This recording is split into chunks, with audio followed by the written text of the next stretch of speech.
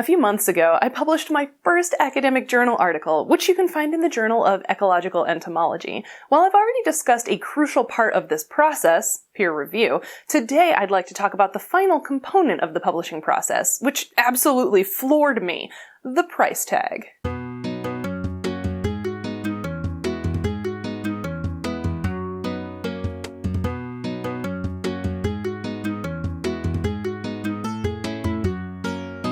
You all know, I firmly believe everyone deserves free and easy access to scientific information. That's why we're all here. So I'm going to start by discussing a few ways you can access the knowledge you crave for free. Obviously, there are lots of educational YouTube channels like mine online, as well as blogs and podcasts, all of which you can access for free.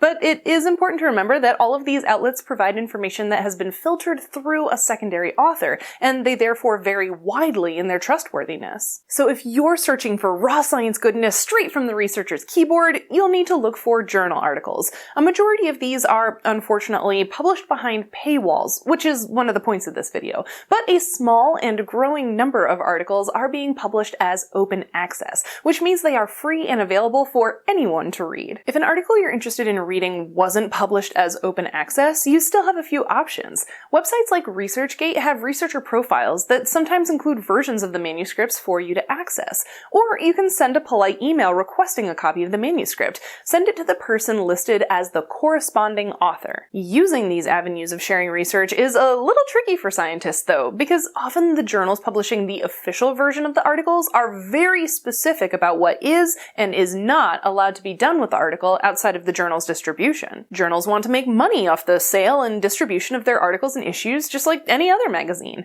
However, the cost of a subscription to a single scientific journal is often so high that individual people don't pay for subscriptions. Instead, the majority of journal subscriptions are for university and other institutional libraries on behalf of their students and employees. So if you're a university student, you can go through your library's website to access many, but probably not all, scientific articles. So a university pays a lot of money to have the opportunity for staff and students to read scientific articles. But did you know universities also have to pay to have those same articles published in the first place? At the end of the peer review process, when my paper was accepted for publication in the journal, I was basically given a bill and told I had to pay before my paper could be published. This happens to everyone, and the prices vary by journal, page count, and whether or not you want your figures in color. Some people suggest that these prices are a holdover from the days when everyone was reading physical journals rather than online publications, but the prices remain. So how does a researcher pay for the cost of publishing a paper? In my case, my advisor paid for the publication using funds he had available from the university, but many researchers budget for publication costs when they apply for research grants. Some universities even directly pay for part of the publication cost for articles written by their researchers. Did you notice what was common about all of those examples, though?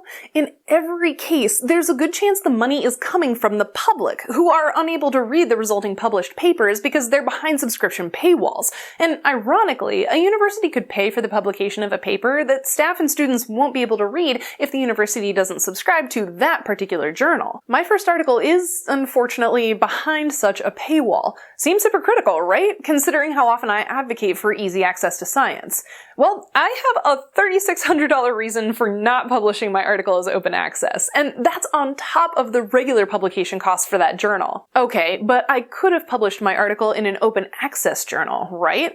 Yes, but the choice of where to publish a paper is complicated. Scientists consider several issues, including whether or not their paper is a good fit for the journal in the first place. Secondly, many researchers consider the impact factor of a journal, which is basically a measurement of how many citations are made of articles published in that journal, or its scientific impact. Many open access journals are smaller and have lower impact factors than for-profit journals. And let's not forget that an article can only be published in a journal that has accepted it after the peer review process. So you can see how even researchers with the best intentions might get stuck publishing articles that are not freely accessible to the public. Okay, so we've got people paying to read journal articles, and we've got people paying to publish journal articles, so where is the money going? I already mentioned physical journal issues, which are still a thing, although most of the scientists I know read journal articles in digital format. But even online, journals still have to pay to publish articles because of equipment and hosting costs, so there's one avenue for some of the money to go. If you've watched my video on peer review, then you know that there are both editors and reviewers who are vital to the publication process,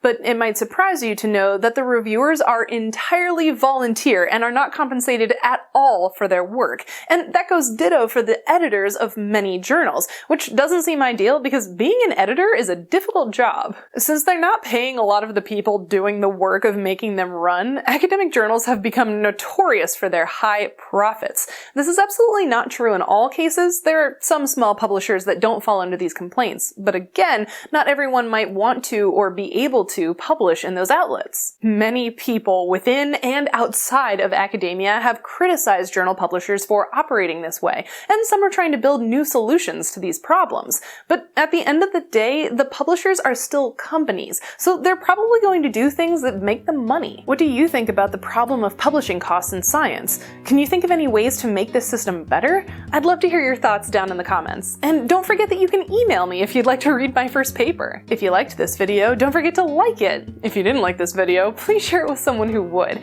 And if you'd like to support the Roving Naturalist, remember to hit the subscribe button and the bell notification icon. Then go check out my Patreon page. You can also follow me on Twitter and Instagram. As always, thanks for watching, and I'll see you next time.